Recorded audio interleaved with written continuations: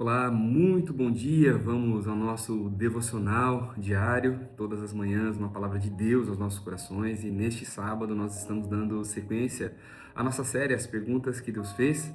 E eu quero compartilhar um texto lá do livro do profeta Jeremias, para nós estarmos meditando um pouco acerca de uma pergunta tão importante que o Senhor fez neste momento aqui que o povo atravessava. Jeremias, no capítulo de número 2. Versículo 5 está escrito assim. Mudei de página aqui. Vamos lá. Assim diz o Senhor: que iniquidade acharam os vossos pais em mim, para que eles se afastassem de mim e andassem após a vaidade, os tornando vãos? Nem disseram eles: onde está o Senhor que nos tirou da terra do Egito, que nos conduziu e atravessou do deserto, através de uma terra de desertos e covas, através de uma terra seca e da sombra da morte, através de uma terra que nenhum homem atravessava e onde nenhum homem habita? Versículos 5 e 6 do segundo capítulo do profeta Jeremias. Eu estava meditando aqui, até atrasou um pouco a gravação hoje do devocional. Normalmente sábado eu já gravo um pouquinho mais, mas hoje avançou um pouco mais ainda. Só nesse capítulo 2 existem muitas perguntas, são 7 perguntas aqui descritas, e são perguntas que têm, como todas as outras que nós lemos até agora, aqui nessa nossa série, ela tem o caráter de reposicionar o povo, tanto externamente, fisicamente no ambiente que eles estavam vivendo, com as ações, com as atitudes que eles estavam tomando, mas principalmente internamente. É maravilhoso nós olharmos para um caráter de um Deus que, ao invés de punir demasiadamente, de se irar rapidamente, ele ainda procura, através de perguntas, um relacionamento com as nossas vidas. O contexto aqui, mais uma vez, o povo estava se esquecendo de tudo aquilo que Deus já havia feito por eles, estava começando ali a se afastar. Jeremias profetiza um pouco antes ali do exílio babilônico. O exílio babilônico foi um momento em que o cálice de ira do Senhor ele se encheu, e o Senhor assim permitiu que o povo andasse pelos seus próprios caminhos, desejos e escolhas, mas também colhesse as próprias consequências. E assim, tanto Israel, quanto Jerusalém, quanto o Reino do Norte, quanto o Reino do Sul, ele foi invadido e foi saqueado ali por dois povos diferentes, e nesse momento aqui era o povo quase chegando no momento em que haveria essa punição. Mas antes de tudo isso acontecer, o Senhor fica o tempo todo procurando relacionamento, o tempo todo procurando conversar e o tempo todo fazendo perguntas também para que o povo pudesse assim se posicionar. A pergunta de hoje, a primeira pergunta de hoje que eu compartilhei com você fala: mas que iniquidade acharam os vossos pais em mim? É como se Deus perguntasse: o que eu estou fazendo de errado para vocês? O que eu estou fazendo que não está atraindo vocês como deveria para a minha presença? Será que eu errei tanto assim com vocês?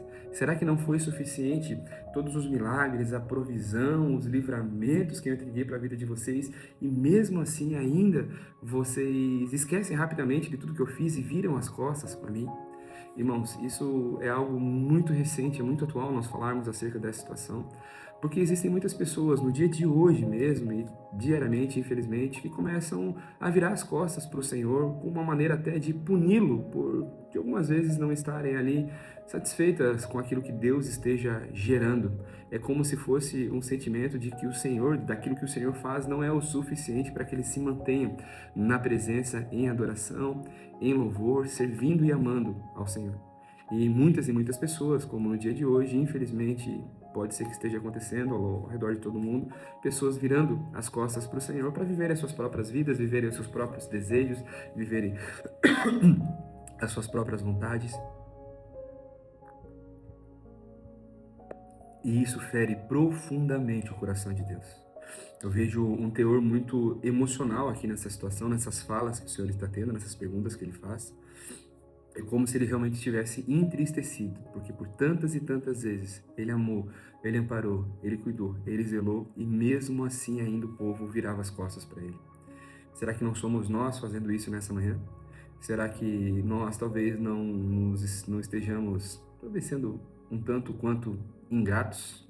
Observe bem o contexto aqui, que o povo, nesta condição, eles não estavam ali deixando de cultuar, o povo não estava deixando de frequentar os cultos, o povo não estava deixando até de falar, de trazer memórias do Senhor, mas internamente, nos seus corações, a percepção não era essa. As suas atitudes lá no íntimo afastavam cada dia mais aquilo que nós chamamos de apostasia, aqueles que se afastam do Senhor, aqueles que se distanciam da fé. E isso não quer dizer que esses que se afastam viram ateus, deixam de acreditar na existência de Deus, mas somente o seu próprio caráter pessoal passa a não reverenciar o Senhor mais como deveria, passa a não se posicionar mais como Deus gostaria que se posicionasse. E pouco a pouco vai havendo um afastamento, mesmo que embora as pessoas estejam vivendo dentro de ambientes religiosos.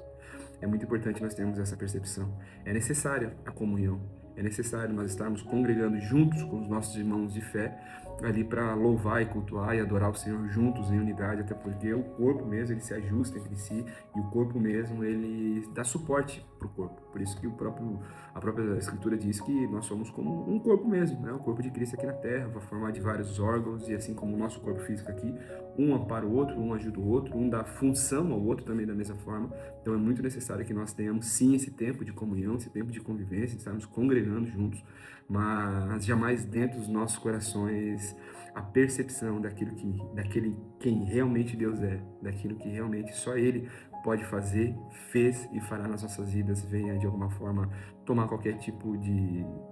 venha ser substituído por qualquer tipo de coisa. Nós precisamos nos posicionar da maneira como assim Deus deseja. E isso não é porque Ele é carente, não. Isso também fala sobre proteção sobre as nossas vidas, sobre eu e você estarmos posicionados exatamente da forma e no local espiritual que o Senhor assim deseja que nós habitemos. Vamos orar? Senhor, nós te damos graças, louvores, rendemos a nossa total adoração ao Senhor aqui nessa manhã.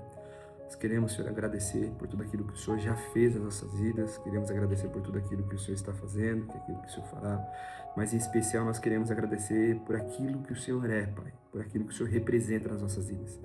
Que em nenhum momento das nossas vidas nós venhamos nos esquecer de quem verdadeiramente é o Senhor, Pai.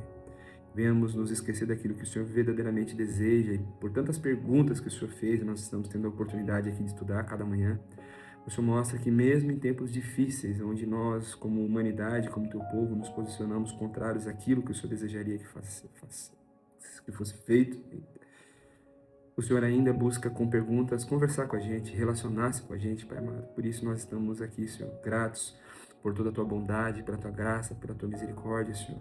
E que o Senhor venha assim nos instruir, nos alertar, assim como o Senhor alertou tanto o povo, Senhor, como estava fazendo aqui nesse tempo com Jeremias, para que eles pudessem se voltar verdadeiramente com o seu coração, com o seu espírito, Senhor, com a verdade absoluta voltados para o Senhor, e que assim seja nós, Pai.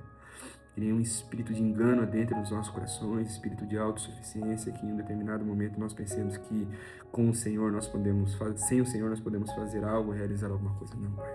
Em nome do Senhor Jesus, nós não queremos mais em nenhum momento das nossas vidas, nem um segundo sequer, dar um passo, Senhor, distante daquilo que o Senhor tem preparado e tem como expectativa das nossas vidas. Em nome do Senhor Jesus, para a tua glória, Senhor, é a nossa oração nesta manhã. Amém. Amém? Que Deus abençoe poderosamente o seu sábado, o seu final de semana. Tenha um final de semana incrível na presença de Deus. E não esqueça, reavalie aquilo que você tem feito, mesmo que embora você esteja frequentando ambientes religiosos. Veja se você não tem esquecido daquele que Deus é e não somente daquilo que Ele faz. Deus abençoe.